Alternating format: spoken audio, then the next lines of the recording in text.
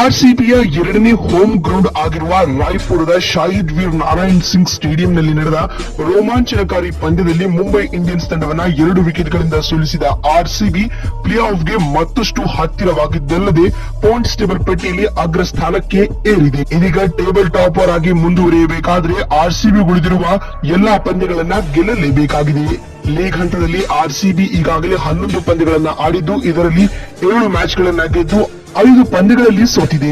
RCB ಬಳಿ ಪ್ರಸ್ತುತ 14 points ಗಳಿವೆ. ಲೀಗ್ ಹಂತದಲ್ಲಿ ಉಳಿದಿರುವ 3 ಮ್ಯಾಚ್ಗಳನ್ನ ಗೆದ್ರೆ ಆರ್ಸಿಬಿ ಗರಿಷ್ಠ 20 ಪಾಯಿಂಟ್ಸ್ ಗಳನ್ನ ಪಡೆಯಲಿದೆ. ಹೀಗಾಗಿದ್ದಲ್ಲಿ ಟಾಪ್ 2 ಪ್ಲೇಸ್ ಕನ್ಫರ್ಮ್ ಆಗಿರಲಿದೆ. ಹೀಗಿರುವಾಗ ಆರ್ಸಿಬಿ ತಂಡಕ್ಕೆ ತನ್ನ ಮುಂದಿರುವ 3 ಮ್ಯಾಚ್ಗಳು ಕೂಡ ಮಹತ್ವದ ಪಂದ್ಯಗಳಾಗಿವೆ ಸ್ನೇಹಿತರೆ.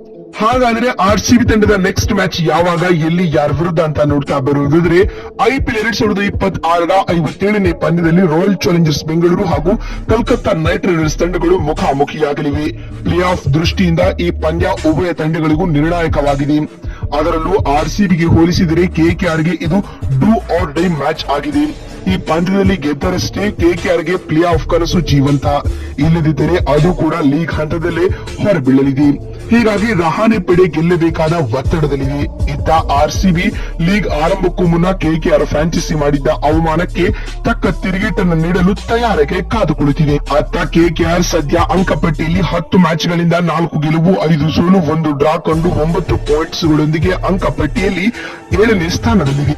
ಇನ್ನು ಆರ್ಸಿಬಿ ಹಾಗೂ ಕೆಕೆಆರ್ ನಡುವಿನ ಈ ಐಪಿಎಲ್ 57ನೇ ಪಂದ್ಯ ಇದೇ ಮೇ 13ರಂದು ಅಂದ್ರೆ ಬರುವ ಬುಧವಾರ ನಡೆಯಲಿದೆ. ಆರ್ಸಿಬಿ ಹಾಗೂ ಕೆಕೆಆರ್ ನಡುವಿನ ಈ ಪಂದ್ಯಕ್ಕೆ ರಾಯ್ಪುರದ ಶಾಹಿದ್ ವೀರ್ ನಾರಾಯಣ್ ಸಿಂಗ್ ಸ್ಟೇಡಿಯಂ ಆತಿಥ್ಯ ವಹಿಸಲಿದೆ. ಇನ್ನು ಈ ಮ್ಯಾಚ್ ಕೂಡ ಭಾರತೀಯ ಕಾಲಮಾನದ ಪ್ರಕಾರ ಸಂಜೆ 7:30ಕ್ಕೆ ಆರಂಭಗೊಳ್ಳಲಿದ್ದು 7 ಗಂಟೆಗೆ ಟಾಸ್ ಜರುಗಲಿದೆ. ಇನ್ನು ಜಿಯೋ ಹಾಟ್ಸ್ಟಾರ್ ಹಾಗೂ ಸ್ಟಾರ್ ಸ್ಪೋರ್ಟ್ಸ್ ನೆಟ್ವರ್ಕ್ ಚಾನೆಲ್ಗಳಲ್ಲಿ ಪಂದ್ಯವನ್ನ ಲೈವ್ ಸ್ಟ್ರೀಮ್ ಮಾಡಲಾಗುತ್ತೆ. ಅಲ್ಲಿ ಸಂಪೂರ್ಣವಾಗಿ ಉಚಿತವಾಗಿ ನೋಡಬಹುದು.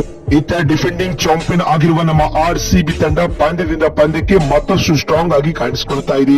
ಒಬ್ಬರಲ್ಲ ಒಬ್ಬರು ಮ್ಯಾಚ್ ವಿನ್ನಿಂಗ್ ಪ್ರದರ್ಶನವನ್ನ ನೀಡುವ ಮೂಲಕ ಸಿಂಗಲ್ ಹ್ಯಾಂಡೆಡ್ಲಿ ಆಗಿ ಪಂದ್ಯವನ್ನ ಗೆಲ್ಲಿಸಿಕೊಡ್ತಾ ಇದ್ದಾರೆ. ಮತ್ತೊಂದು ಕಡೆ ಆತ ರಹಾನೆ ಪಡೆ ಈ ರೀತಿಯ ಪರ್ಫಾರ್ಮೆನ್ಸ್ ಕೊಡುವಲ್ಲಿ ವಿಫಲವಾಗ್ತಾ ಇದೆ. ಹೀಗಾಗಿ ಕೆಕೆಆರ್ ವಿರುದ್ಧ ಕೂಡ ಆರ್ಸಿಬಿ ಗೆಲ್ಲುವ ಫೇವರೇಟ್ ಟೀಮ್ ಆಗಿ ಕಾಣಿಸಿಕೊಳ್ಳುತ್ತಿದೆ. ಅಂಡ್ ಆರ್ಸಿಬಿ ಹಾಗೂ ಕೆಕೆಆರ್ ನಡುವಿನ ಪಂದ್ಯ ಅಂದ ತಕ್ಷಣ ನಮ್ಗೆ ನೆನಪರೋದು ಆ 49 ಗೇನ್ ಆರ್ಸಿಬಿ ಆಲ್ಔಟ್ ಆಗಿತ್ತಲ್ಲ, ಅದೇ ಮ್ಯಾಚ್ ಎಲ್ರಿಗೂ ಕೂಡ ಒಂದು ಕ್ಷಣ ಕಣ್ಮುಂದೆ ಬಂದು ಹಾದು ಹೋಗುತ್ತೆ. ಇದೀಗ ಆರ್ಸಿಬಿ ಅದಕ್ಕೆ ಸರಿಯಾಗಿ ರಿವೆಂಜ್ ತೀರಿಸಿಕೊಳ್ಳಲು ಪಣ ತೊಟ್ಟಿದೆ.